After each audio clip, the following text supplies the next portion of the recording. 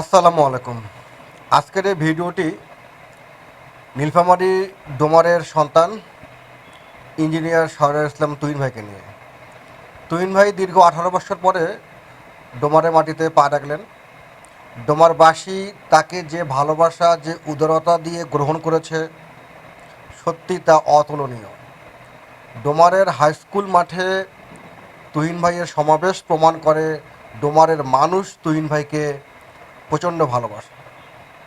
ডোমার, ডিমলা, জলঢাকা সবখানেই তিনি প্রোগ্রাম করেছেন।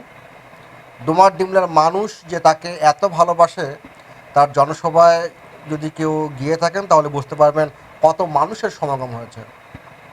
দল মত নির্বিশেষে, জাতি ধর্ম বর্ণ নির্বিশেষে সকলে এসেছে তার এই জনসভায়।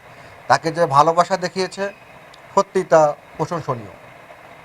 তবে তুহিন ভাইয়ের প্রতি আমার এই খোলা চিঠি হলো, আপনার এই ভালোবাসা যারা ধরে রেখেছে, দীর্ঘদিন ধরে আপনার আদেশ নির্দেশ যারা মেনেছে, সকলকেই নিয়ে যেন আগামী ডোমার হয়, সুন্দর ডোমার হয়, এটাই হলো আমাদের প্রত্যাশা।